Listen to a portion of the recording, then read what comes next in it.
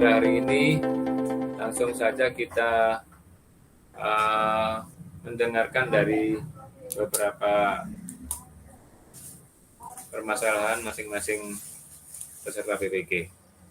Monggo, siapa yang mulai dulu?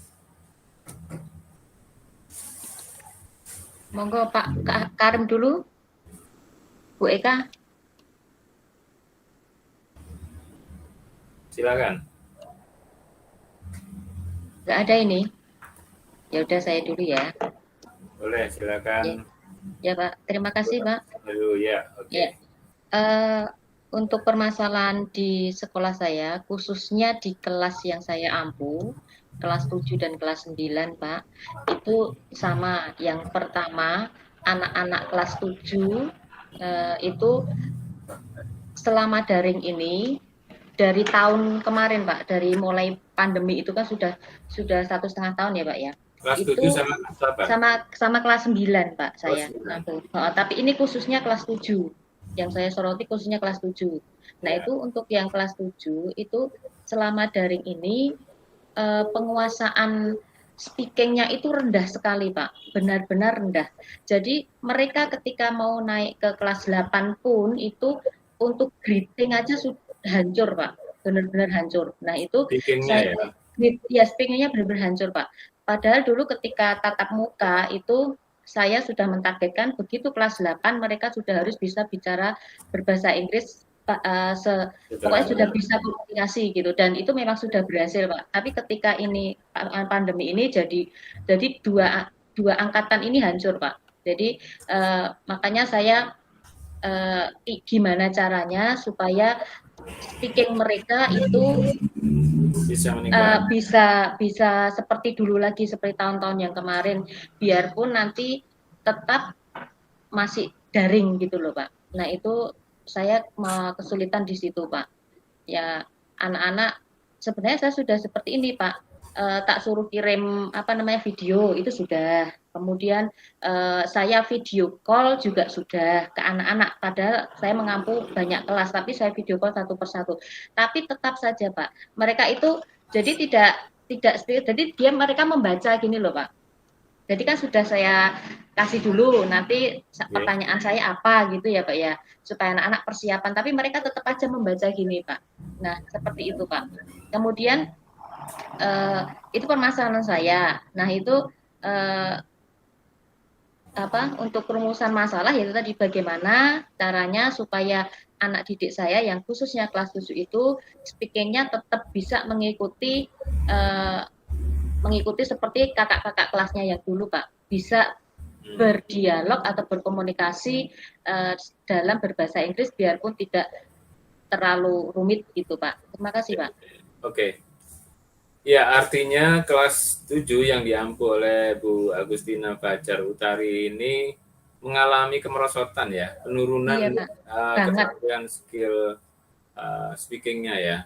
Iya, nah, kalau sudah jelas-jelas seperti itu, berarti segera dibuat rumusan masalahnya, kemudian cari solusi penyelesaian masalah itu dari berbagai macam penelitian, terutama penelitian-penelitian yang saat ini dilakukan adalah bagaimana meningkatkan kemampuan speaking melalui online learning, ya.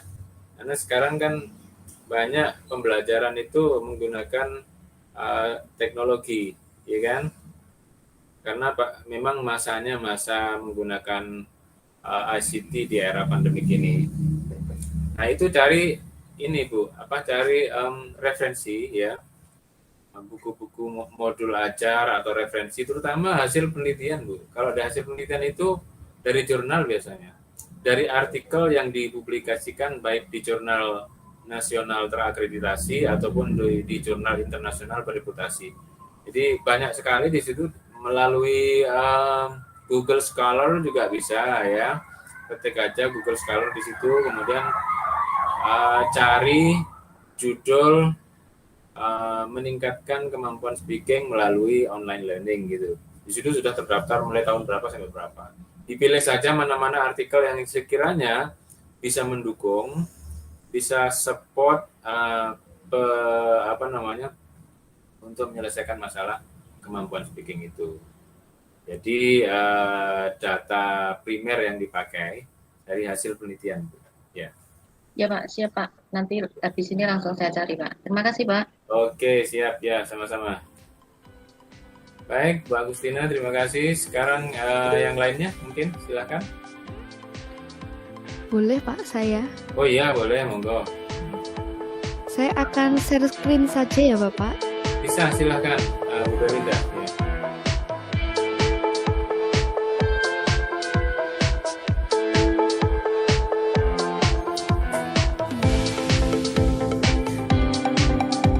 Sudahkah terlihat Bapak Ibu?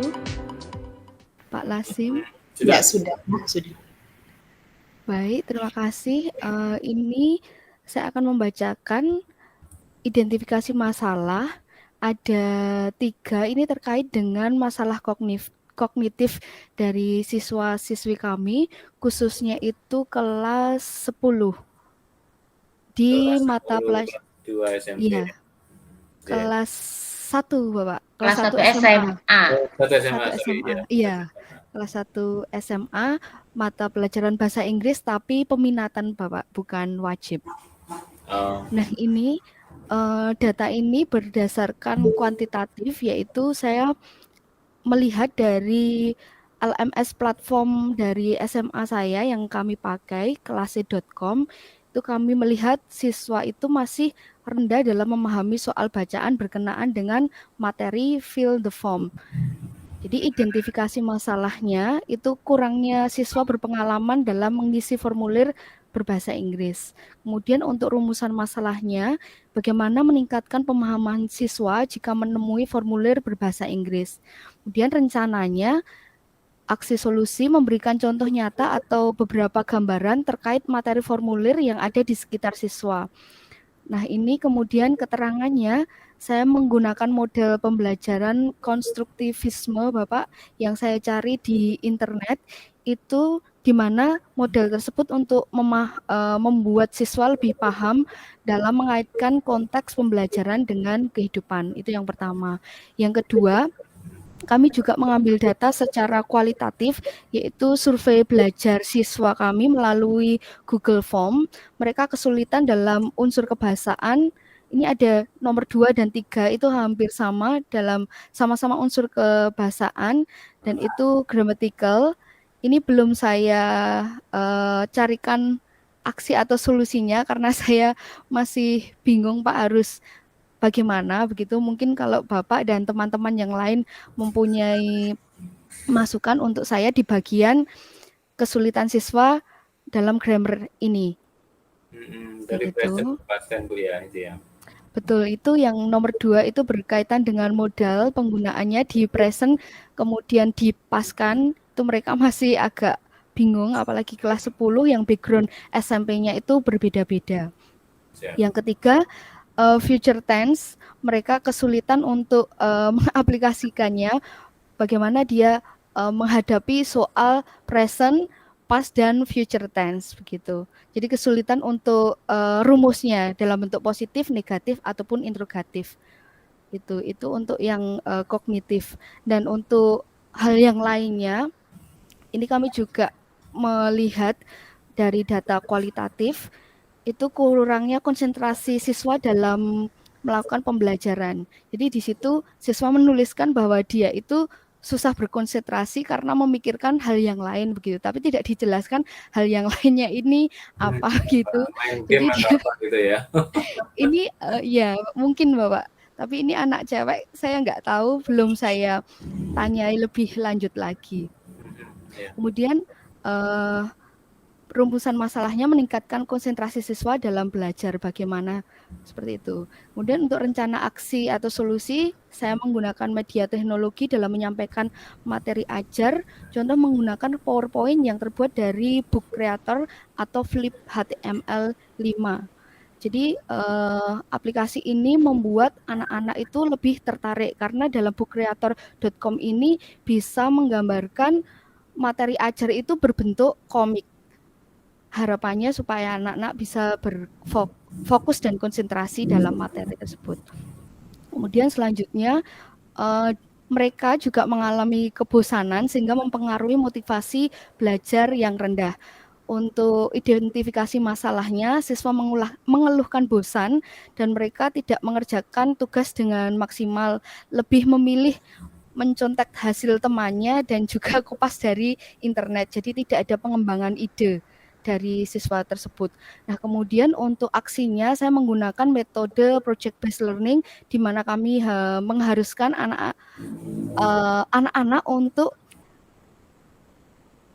pemberian proyek atau kegiatan secara berpasangan supaya mereka lebih bisa berkomunikasi atau bersosialisasi dengan pasangannya tersebut gitu, dan mereka merasa memiliki tanggung jawab. Jadi kalau satunya tidak bekerja, pastinya yang satunya akan mengingatkan gitu. Jadi saya pikir project based learning ini adalah metode yang tepat untuk anak-anak yang mengalami kebosanan sehingga mempengaruhi motivasi belajar yang rendah.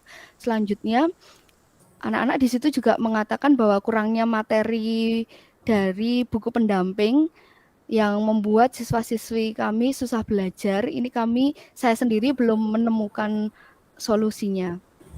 Selanjutnya yang terakhir itu siswa itu sulit memahami materi karena kurangnya visualisasi yang nyata. Ini hanya beberapa siswa saja karena mungkin mereka memiliki karakter kinestetik yang dimana mereka harus diberi contoh yang nyata, diberikan stimulus begitu supaya visualisasi materi yang disampaikan itu nyata.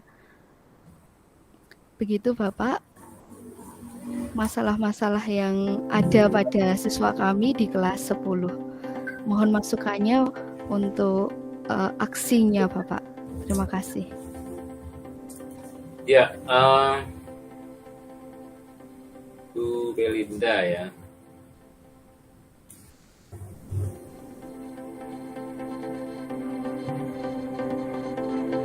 Ya, terima kasih Bu Belinda telah menyampaikan unek-uneknya, dan di situ sudah direkam dalam bentuk tabel sesuai arahan yang ada di LK 2.1 ya. Iya, betul. Artinya apa yang tersampaikan, apa yang ditulis di LK 2.1 oleh Bu Belinda tadi sudah menggambarkan tidak hanya ranah kognitif yang disasar, dia juga ada bukan hanya skill ya, tetapi termasuk di dalam ranah afektif juga ada di situ ya, afektif dan psychomotorik of course ya. Kalau keterampilan tentu di situ tadi dilihat ada keterampilan kesulitan dalam merubah dari tenses present menjadi past, terutama untuk model ya, model auxiliary. Betul. Seperti Iya, can menjadi could, kemudian will jadi would, shall jadi should, dan seterusnya. Itu siswa masih kesulitan melakukan perubahan-perubahan itu dalam konteks real, dalam percakapan sehari-hari mungkin Bu Belinda ya. Betul Bapak. Ya, dari daftar-daftar tadi, kalau misalnya yang masalah grammar ya, grammar di situ kan ada beberapa. Nah, artinya ada beberapa poin grammar itu bisa memasukkan satu rumusan masalah. Bagaimana cara meningkatkan grammar ya?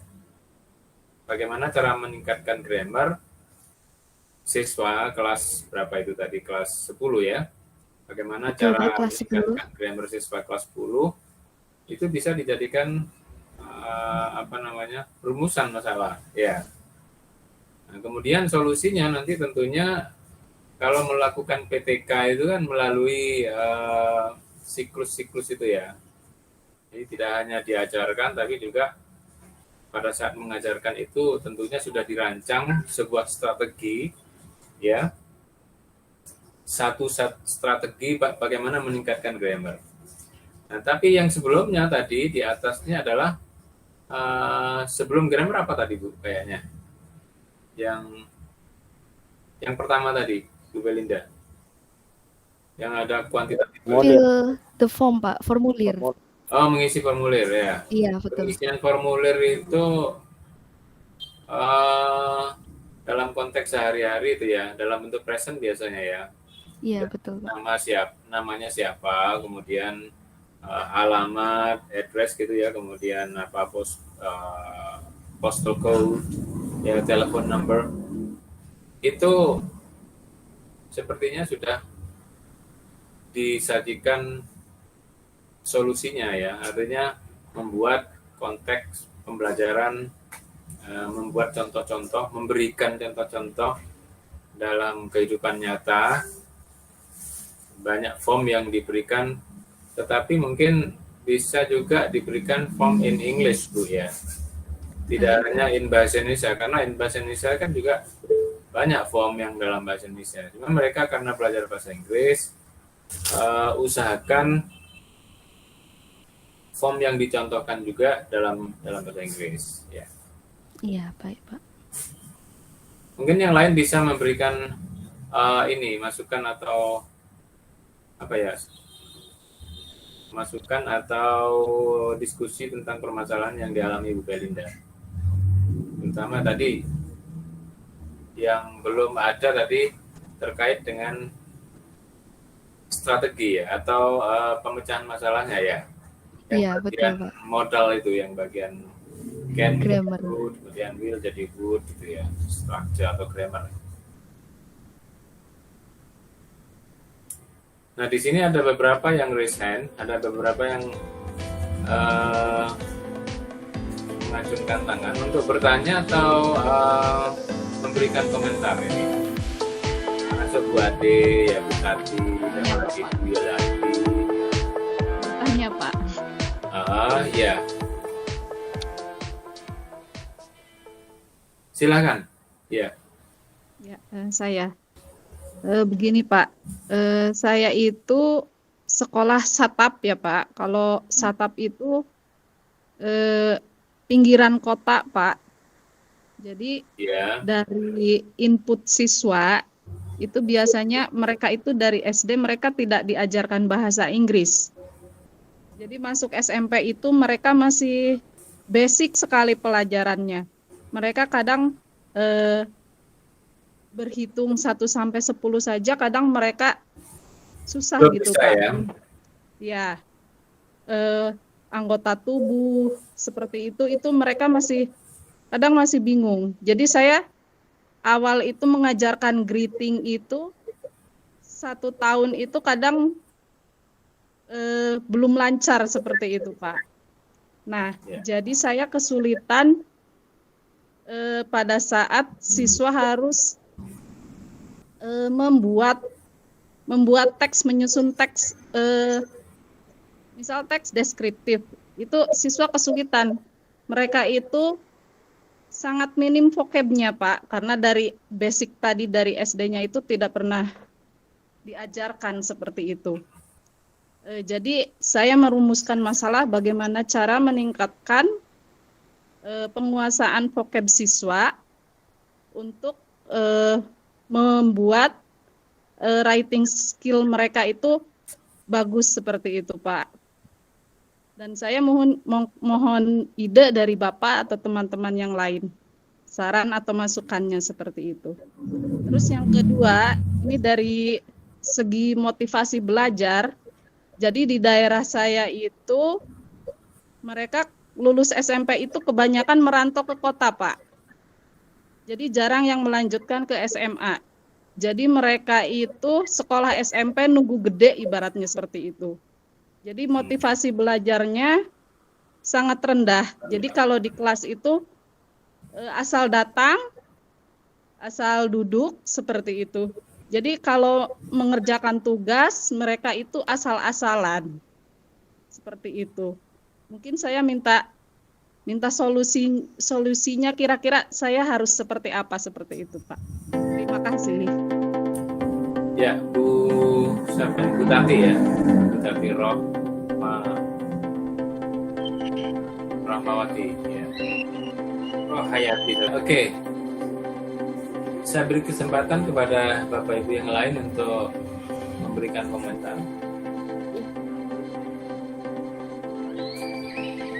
Karena permasalahan yang dihadapi berarti ini sangat mendasar ya.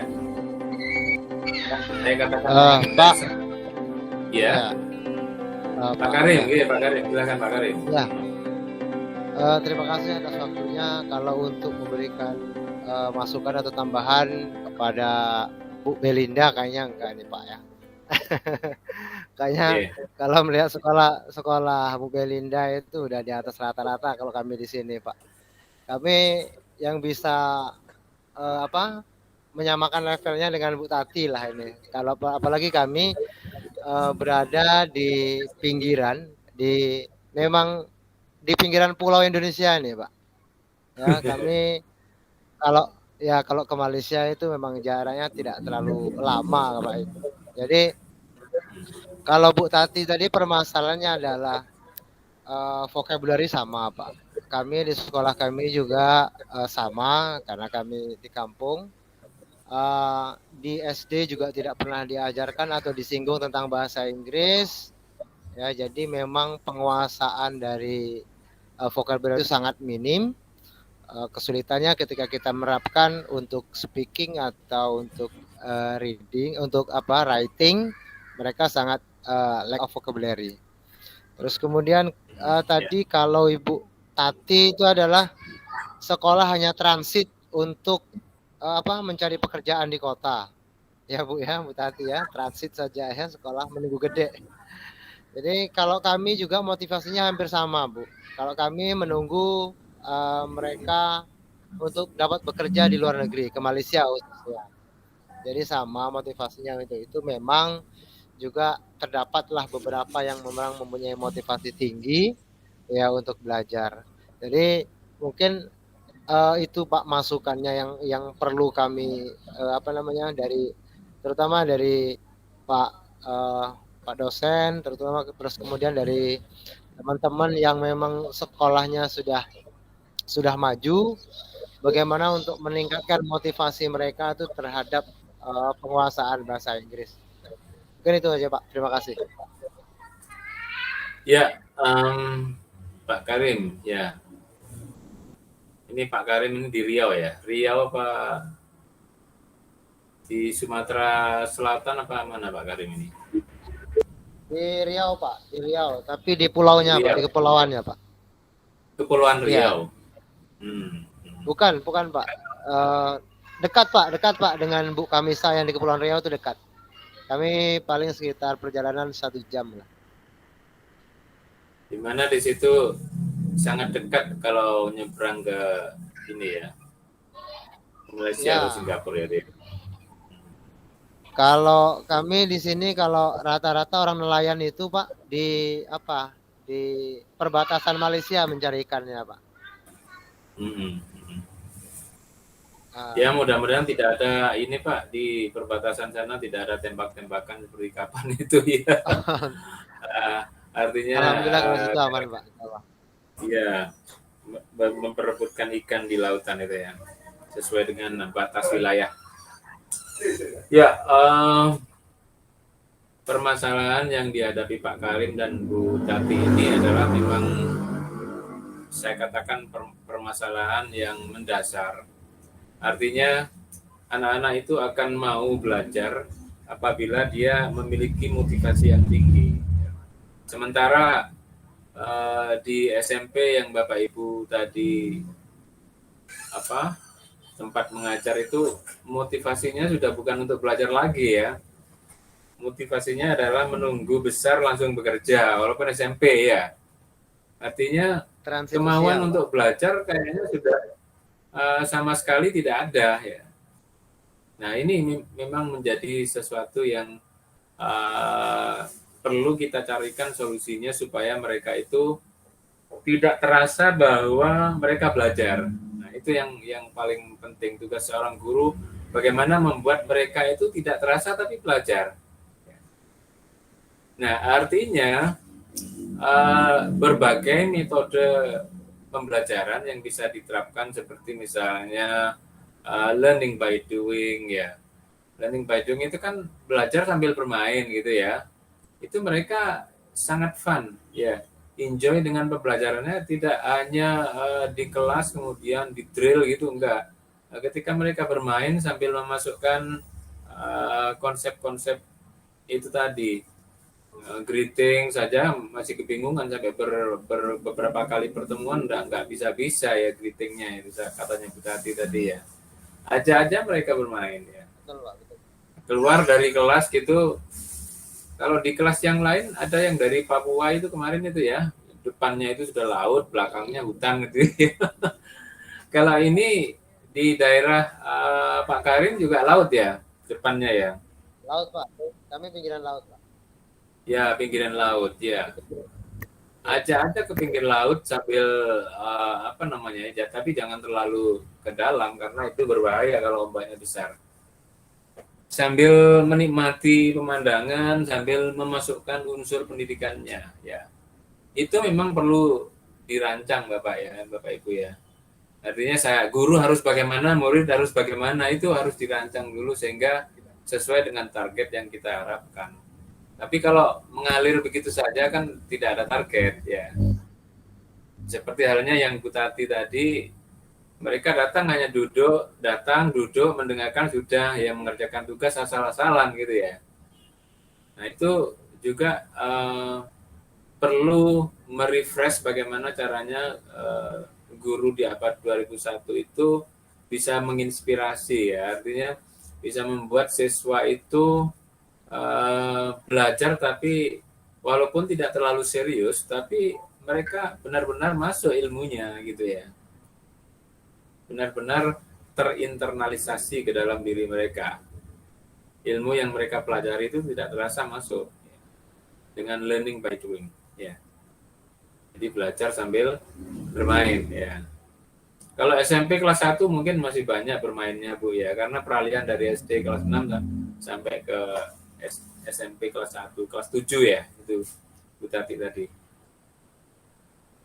Saya rasa itu mungkin Bapak Ibu yang lain punya pandangan atau pendapat yang bisa membangun, yang bisa membuat solusi yang ditawarkan dari permasalahan motivasi ini. Motivasi itu permasalahan yang tidak gampang memang. Menumbuhkan motivasi itu kan perlu waktu ya. Perlu waktu yang tidak cukup pendek, perlu waktu yang cukup lama supaya mereka itu bisa benar-benar termotivasi. Awalnya itu kan kemauan ya, where there is a will, there is a way kan gitu ya. Kalau ada kemauan pasti di situ adalah jalannya ya. Nah, kalau ada kemauan misalnya saya kepingin bisa sih bahasa Inggris itu ya, pasti ada cara untuk meraihnya. Tapi kalau dari awal itu tidak ada kemauan untuk kepingin bisa bahasa Inggris ya, dia apa-apain ya susah ya. Walaupun di drill dengan cara bagaimanapun ya toleh sana toleh sini ya. Tapi bagaimana menanamkan kemauan itu terlebih dahulu sehingga mereka benar-benar kepingin dan mau belajar bahasa Inggris. Mungkin misalnya dengan memberikan contoh-contoh mereka orang yang sukses dari awalnya tidak bisa apa-apa, kemudian bahasa Inggrisnya meledak jadi bagus, sukses pekerjaannya dan lain sebagainya, bisa ditunjukkan seperti itu. Barangkali dari situ terinspirasi. Oh iya saya ingin seperti mereka kan gitu ya. Oh iya saya ingin seperti bintang itu karena uangnya banyak, itu saya bisa membeli pesawat terbang ya, bisa membeli pulau di daerah Riau sana. Mungkin seperti itu. Baru mereka benar-benar ingin menguasai bahasanya. Ada juga karena hal yang lain, motivasi itu banyak ya. Banyak ya. Yang harus diberikan contoh-contoh seperti itu kepada siswa kita. Itu Pak Karim dan Bu Tati ya. Terima kasih Ya. Pak. Ya, sama-sama.